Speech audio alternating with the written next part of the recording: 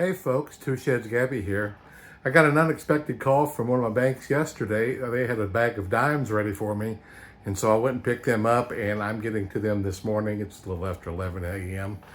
And we'll see if we get any silver. I've done well. Every time I've gotten a bag, I have gotten between 4 and 11 silver dimes each time. I got my machine up. I haven't tested it yet. I'm getting ready to do that, and then we'll go through these dimes and see what we find today. Here is my first little test. I've got just a few dimes in there along with one silver one, and we're wanting the silver one to come here and the clads to go over there, and let's see if we're set up pretty good this morning.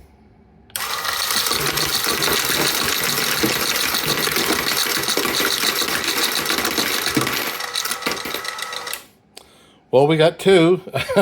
It'd be great if both of them were silver because I only put one in.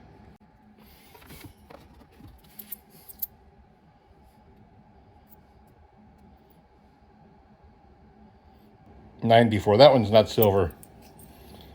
But that one is the silver that I put in with a little smudge there on it.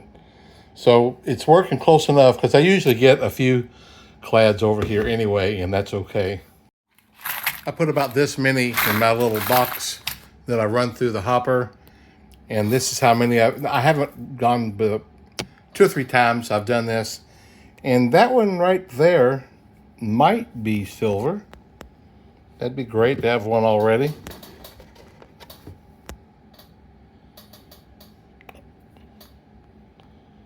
$19.64, guys.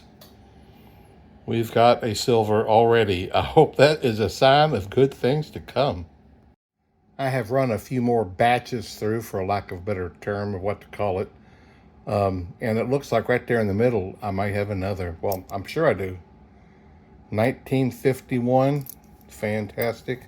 Denver. Man, that's 2 already. That's cool. Just 2 more, and I will have at least as many as I've gotten each time. Maybe we'll even do better than that.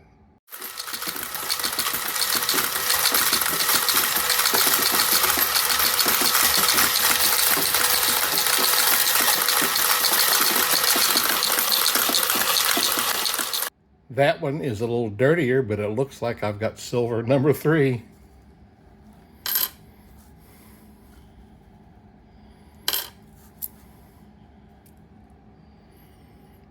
$19.60. That is really neat. Philadelphia. This call came in at least 2 weeks sooner than I expected it to. Man, I hope that means they're going to start getting them a little bit more frequently again, because they had lost a couple of the companies that brought to them regularly. And this was definitely a lot sooner from the last one than I really expected at all.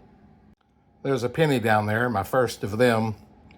So it takes 14 silver dimes to make an ounce of silver, and we are at 3.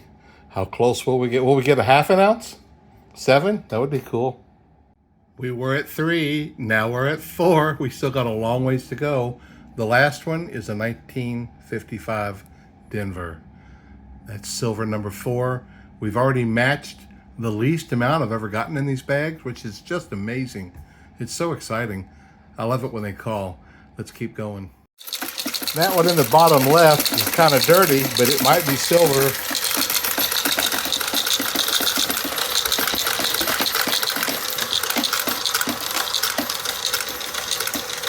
$19.63, silver number 5. Oh my goodness. Denver. I have not emptied the clad side yet. I think when I empty it, or when I switch out to another one, I think that's when I'm a little bit more than halfway. But I'm not quite there yet. A new issue that I just caught for the first time. I don't know why I didn't catch this before.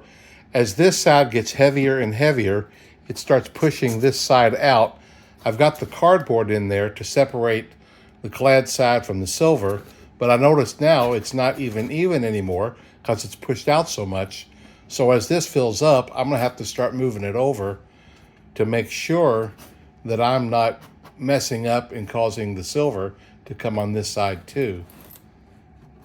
I have run test beginning, middle, and end. And so far, I've caught the silver every time I've tested. So I like to think that I haven't missed any, but I do need to keep an eye on that in the future just to make sure.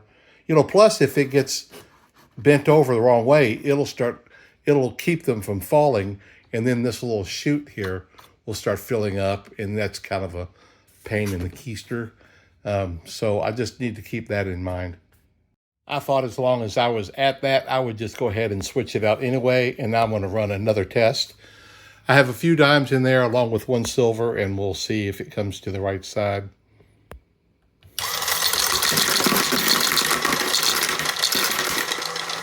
Hopefully that one is silver.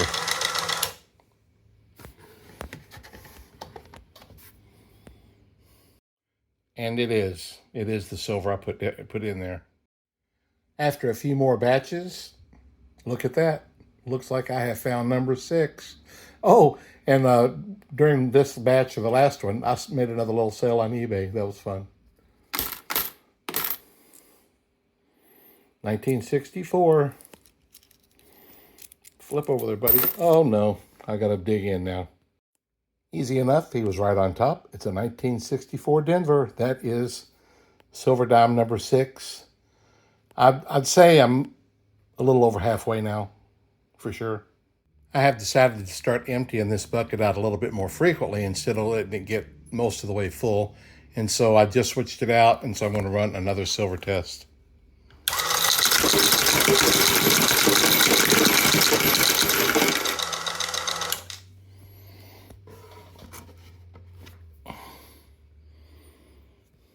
That's my 64 there.